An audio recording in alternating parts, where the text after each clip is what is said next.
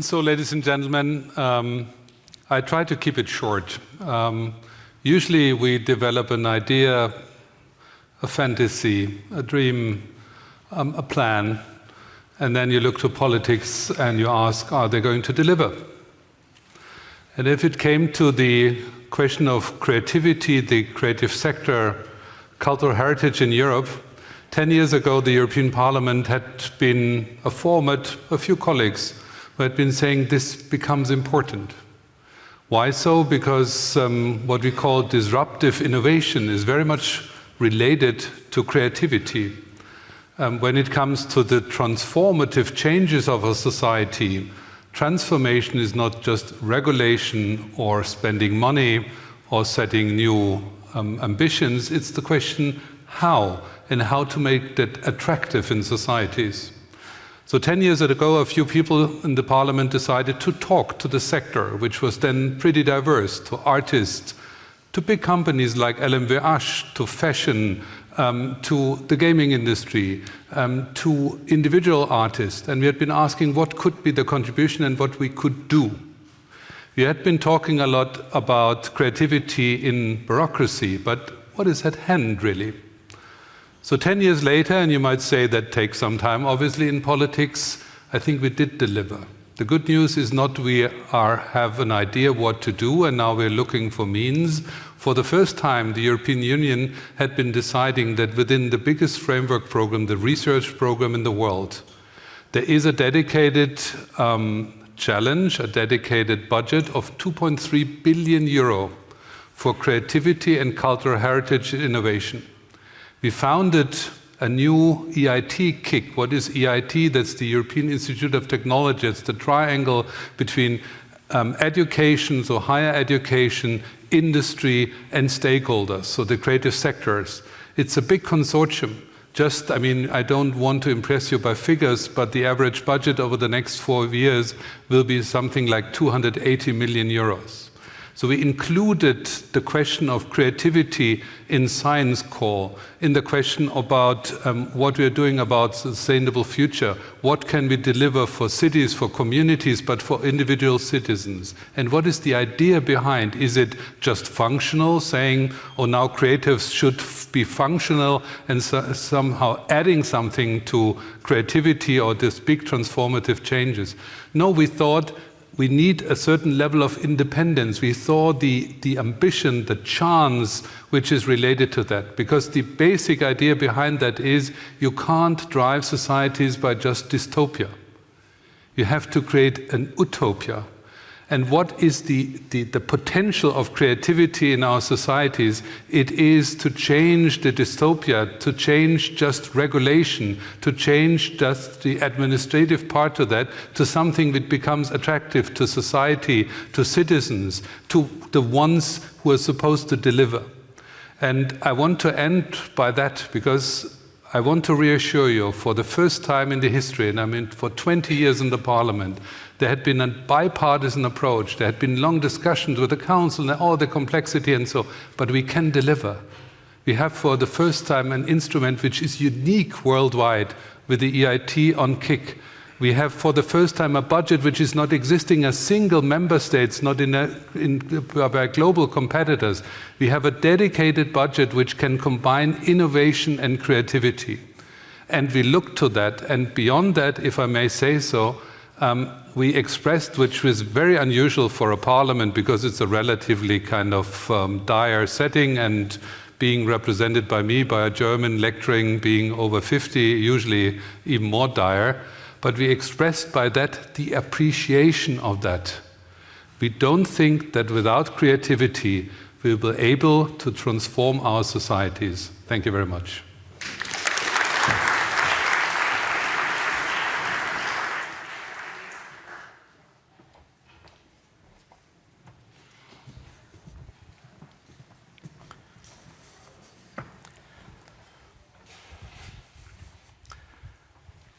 So one of the big issues that culture has been confronted with in the last decades is the idea that culture is about leisure and free time, and that culture is about the privileged people, people with enough wealth, education, and time to enjoy very sophisticated cultural experiences.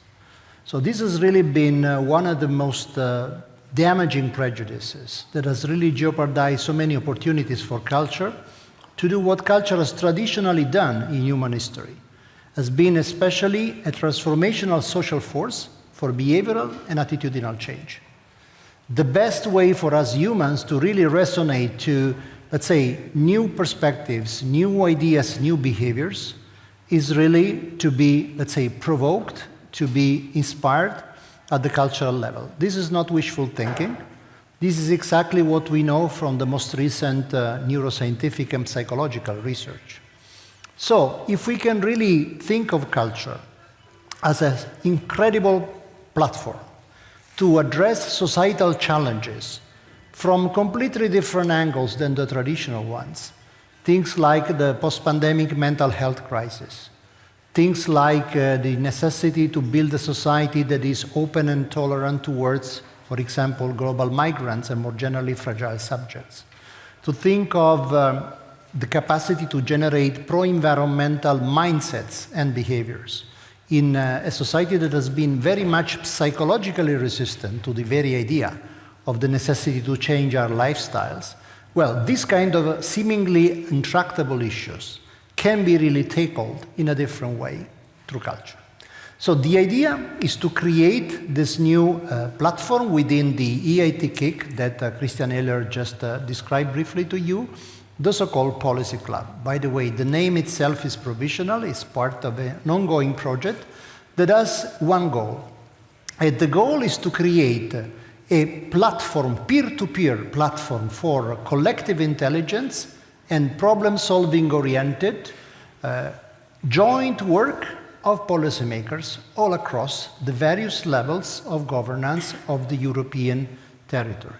So this really means starting to understand, leveraging upon the incredible wealth of experience, ideas that so many different policymakers in Europe today have been cultivating, to imagine solutions that can literally scale up and in order to make of culture not just one small item in the big policy agenda, but an increasingly pervasive new way of tackling problems that are not specifically culture.